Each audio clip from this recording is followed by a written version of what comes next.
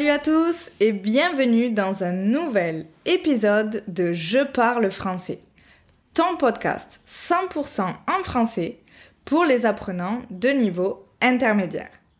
Ici, on explore une multitude de sujets captivants allant de la productivité à la philosophie, communication, politique et bien plus encore.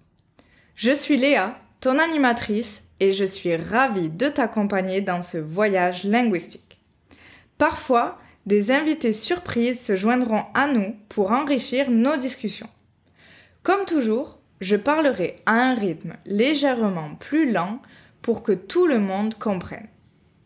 Et n'oublie pas, toutes les transcriptions des épisodes sont disponibles sur mon site web jeparlefrançais.com. Alors installe-toi confortablement avec ta boisson préférée et profite de cet épisode plein de découvertes. C'est parti!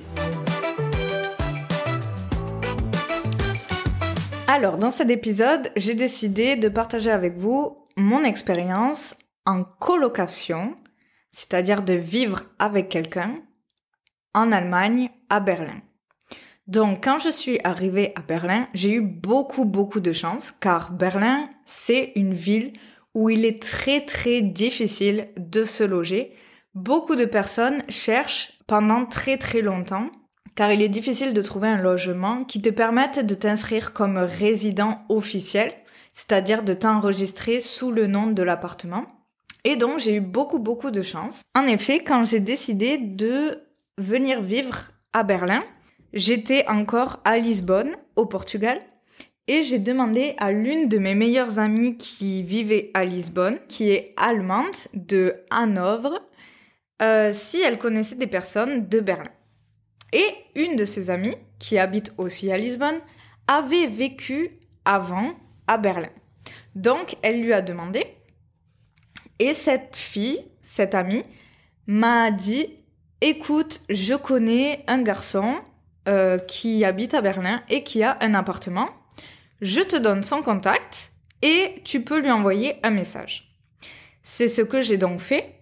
J'ai envoyé un message à ce Jonas, donc c'est le nom de ce garçon, et je lui ai dit « Voilà, bonjour, je viens de la part de telle personne et je cherche un appartement pour quelque temps car je souhaite voir comment est la ville de Berlin et voir si j'aimerais y vivre.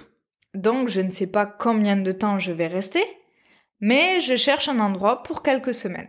Est-ce que tu aurais de la place ? » Et donc, nous nous sommes appelés. Il était très sympa et il m'a dit « Ok, je comprends, il n'y a pas de souci, tu peux venir. » Donc, beaucoup de chance. Donc, je suis arrivée. La première semaine à Berlin, j'ai emménagé dans un home exchange. Donc, c'est une plateforme qui permet d'échanger ta maison ou ton appartement ou ta chambre et voyager. Je te recommande cette application et je la mettrai dans les commentaires. C'est super pratique pour voyager et pour ne pas dépenser de l'argent pour se loger. Donc, pour la première semaine, je suis allée dans un home exchange. J'avais un appartement pour moi toute seule dans le centre de Berlin, gratuitement. C'était super. Et après, comme je devais aller pendant un mois dans une petite ville d'Allemagne qui s'appelle Kassel pour voir un ami d'Algérie d'ailleurs, je n'ai pas pris l'appartement de ce Jonas directement. Mais la première semaine, je suis donc passée à l'appartement de ce Jonas pour qu'il me fasse visiter et puis pour qu'on se rencontre aussi. Donc je suis arrivée et je suis totalement tombée amoureuse de la rue. La rue est vraiment magnifique, c'est une rue piétonne, c'est-à-dire qu'il y a seulement des personnes à pied, donc il n'y a pas de voiture. C'est un quartier et une rue familiale et c'est surtout un quartier et une rue très allemande. Donc il n'y a pas beaucoup d'étrangers et ça c'est exactement ce que je voulais. Donc je suis montée au 3e étage de cet appartement sans ascenseur, car il n'y a pas beaucoup d'ascenseurs à Berlin dans les appartements. Ce sont de vieux appartements très jolis. Et j'ai rencontré ce Jonas. Jonas, il est originaire de Berlin. Il est donc allemand. Et il est super, super sympa. Donc, je l'ai rencontré. Et là, il m'a fait visiter son appartement. Un truc incroyable. Incroyable. Je ne pouvais pas en croire mes yeux, car j'avais peur de laisser mon appartement à Lisbonne pour le fait que mon appartement à Lisbonne était super, super mignon et j'étais un peu triste de le laisser. Mais lorsque j'ai vu cet appartement à Berlin, je me suis dit, ok, tu as bien fait, Léa, de partir. En effet, la chambre qu'il m'a proposée était avant un salon. Et il faut savoir que les pièces, les salles dans les appartements en Allemagne, c'est un peu comme en Belgique. Elles sont très grandes parce que les gens vivent plus à l'intérieur car il ne fait pas très chaud. Enfin, il fait plutôt très froid. Donc, les espaces des maisons et des appartements sont très grands. Donc, la chambre qu'il me proposait était gigantesque. En tout cas pour moi, venant d'un petit appartement de Lisbonne. Et il y a un canapé, un lit, peut-être 2 ou 3 fauteuils et un balcon avec une table et des chaises. Un truc incroyable. La cuisine est trop mignonne. La salle de bain est avec une baignoire et il y a 2 autres chambres. Bref, à ce moment-là, la 3e chambre était un débarras, c'est-à-dire une salle qui ne sert à rien, qui sert seulement à stocker le bazar, le bordel. Donc c'était super, pendant quelques mois, j'ai cohabité avec ce Jonas qui n'était pas souvent là, j'avoue, il voyage beaucoup. Donc j'avais souvent l'appartement pour moi toute seule, c'était incroyable. J'étais très heureuse. Ce Jonas va souvent, ou allait souvent, au Portugal. Je pense que c'est d'ailleurs pour ça que nous avons eu une bonne connexion, c'est que nous avons le Portugal en commun. Et un jour, il était au Portugal pour surfer et il a rencontré sur cette plage un autre Jonas allemand. Et cet autre Jonas allemand, on va l'appeler Jonas 2, cet autre Jonas allemand cherchait un endroit, une chambre à Berlin. Donc, mon coloc, qui est super super cool et qui accueille tout le monde, qui invite tout le monde, lui a dit « Écoute, j'ai une chambre avec du bazar, mais j'ai une chambre qui peut peut-être te convenir pour quelques semaines ou un mois. » Donc il m'appelle et il me dit « Voilà, c'est la situation. Cette personne que je viens de rencontrer cherche une chambre. » Et moi, j'étais là seulement depuis, il y a peut-être 3 mois, 4 mois, je sais plus, 5 mois peut-être. Et je me suis dit, bon, je ne peux pas refuser. Et moi, en général, j'adore vivre avec plusieurs personnes. J'aime vivre avec des personnes de nationalités différentes. Je n'ai pas de problème à vivre avec un homme, une femme. Bref, j'aime vivre avec des gens très différents. Donc j'ai dit, ouais, pas de problème, il peut venir, nanana. La chose est que je ne savais pas que cet autre Jonas était ou allait être mon pire cauchemar. Cauchemar, c'est un rêve, mais mal. C'est un rêve horrible. C'est l'inverse d'un rêve. Donc, ils sont rentrés tous les deux du Portugal et j'ai rencontré ce fameux autre Jonas. Donc, moi, je suis très accueillante en général. Donc, nous avons bu une bière dans le bar en bas de mon appartement. Puis, nous sommes montés avec toutes les affaires de ce Jonas qui avait tout transporté sur un vélo. Alors ça, c'est très allemand. Ils peuvent transporter toute leur maison sur un vélo. C'est incroyable. Je ne sais pas comment ils font. Et nous sommes montés et alors j'ai été très surprise parce que dès le moment où il est entré dans l'appartement, j'ai senti qu'il s'appropriait beaucoup les lieux, qu'il s'appropriait très vite les lieux, c'est-à-dire que il rentrait dans toutes les chambres, dans toutes les salles sans demander vraiment la permission. Et je me suis dit, wow, ça c'est normal de faire ça parce que personnellement, quand j'emménage dans un endroit où il y a déjà des habitants, je demande si je peux rentrer dans telle ou telle chambre. Donc j'étais assez surprise, mais je me suis dit, ok, peut-être c'est sa personnalité, je dois apprendre à connaître cette personne. Et il ne va pas rester très longtemps. Donc, nous avons dîné, nous sommes restés quelques jours ensemble et certains signes me montraient que ça allait être un peu difficile. La première chose est que ce Jonas faisait beaucoup de bruit. C'est-à-dire que il n'avait pas la conscience d'esprit de se dire que peut-être la musique ou parler fort peut déranger les colocataires. Donc, souvent, le matin, très tôt, le week-end, il pouvait rentrer dans la cuisine et mettre la musique à fond. Et j'avais un petit problème avec ça parce que pour moi, ce n'est pas normal de faire ça. Si c'est le week-end et c'est tôt le matin, je me dis que peut-être les gens veulent dormir, veulent faire la grasse matinée, donc je ne vais pas mettre de la musique. Ensuite, une autre chose est que je trouvais que cette personne était assez sale. Et en fait, je me suis rendu compte que c'est une chose un peu allemande. Alors j'espère que si tu es allemand, tu ne le prends pas mal, mais en tout cas, c'est mon expérience avec les Allemands. Je trouve que, en général, des expériences que j'ai eues, ils ne sont pas très propres. Donc, je m'énervais plusieurs fois, gentiment, pour dire de nettoyer les choses quand ils les utilisent, ou de nettoyer les pièces communes, de mettre des jours chacun pour nettoyer les pièces communes, etc. Et puis, petit à petit, le premier Jonas, donc celui avec qui je m'entends super bien, a commencé à déménager, à partir vivre dans une autre ville. Donc, je vivais seulement en colocation avec Jonas 2. Et là, ça a commencé à être très difficile. Premièrement, il ne partait pas. Donc, au lieu de rester seulement quelques semaines, la chambre ou la salle de bazar, de débarras, est devenue une vraie chambre.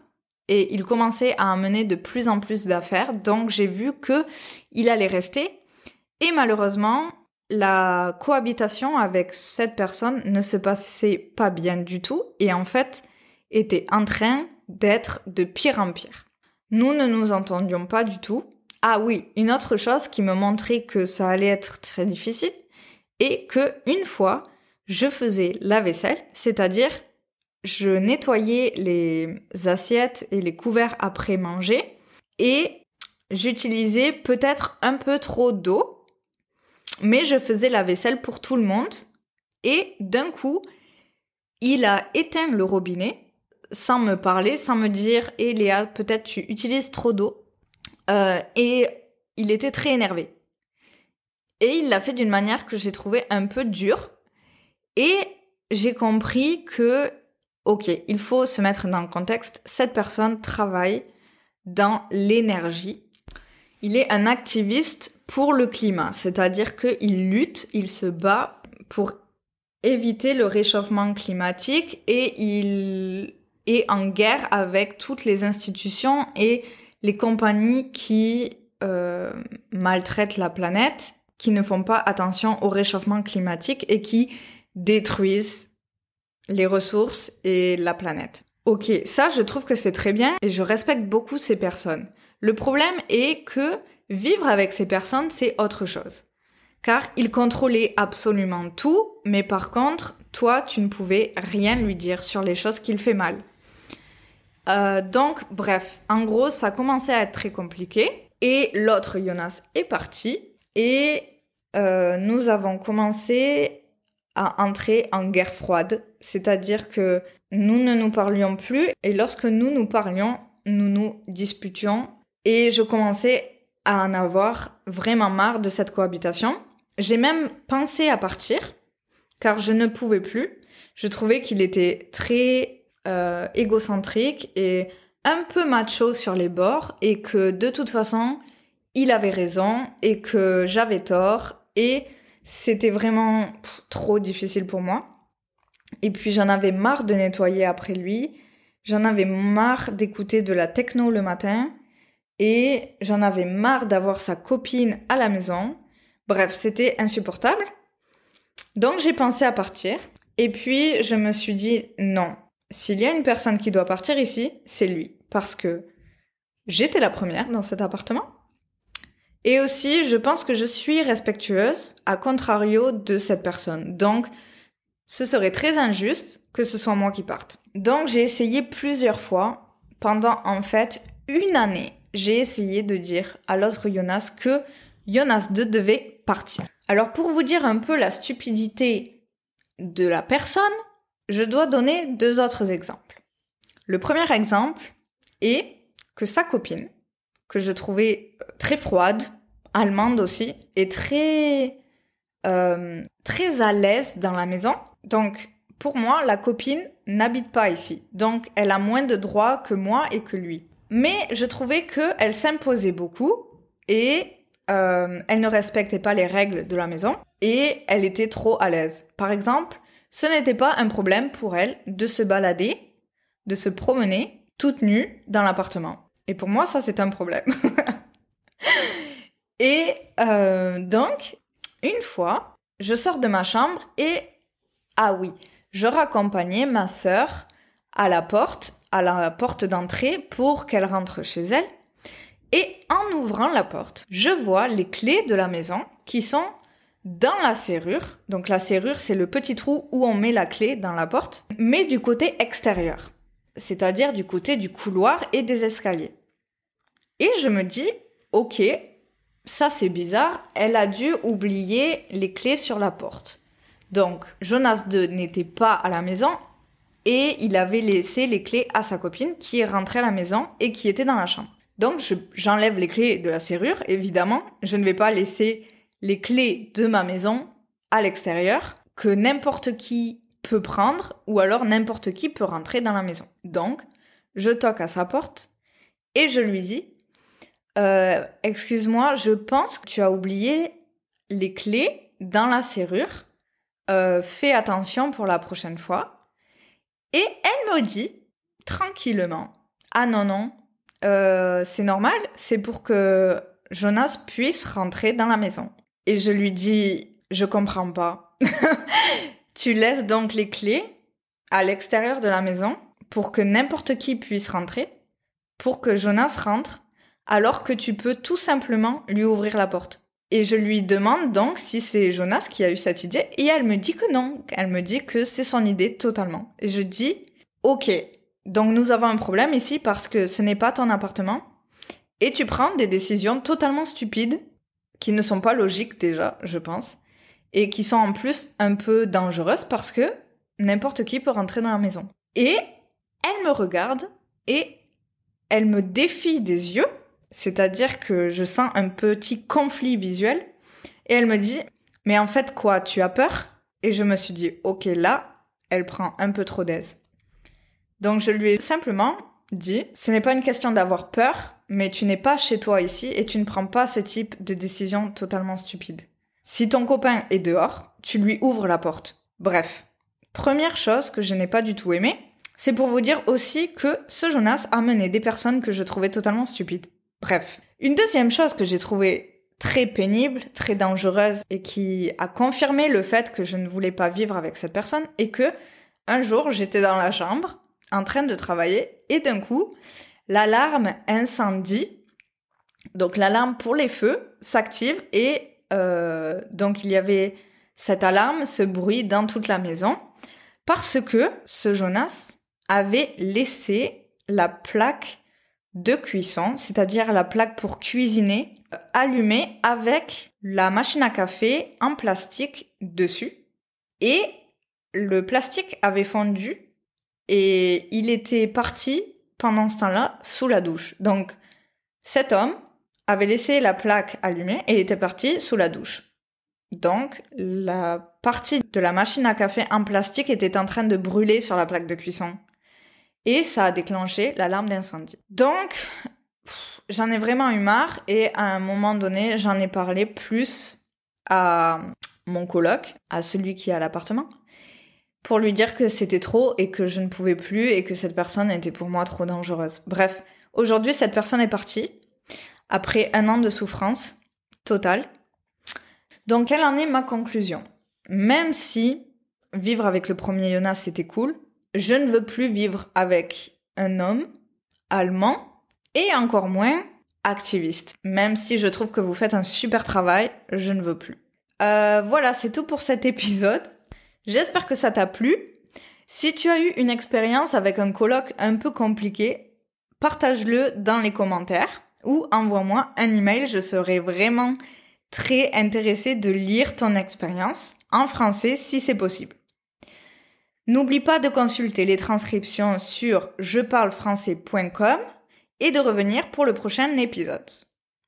Si tu cherches aussi à aller plus loin et à prendre des cours en ligne avec moi, je te propose d'aller sur mon site web jeparlefrançais.com et de m'envoyer un email. À très bientôt et merci de ton écoute. Ciao ciao!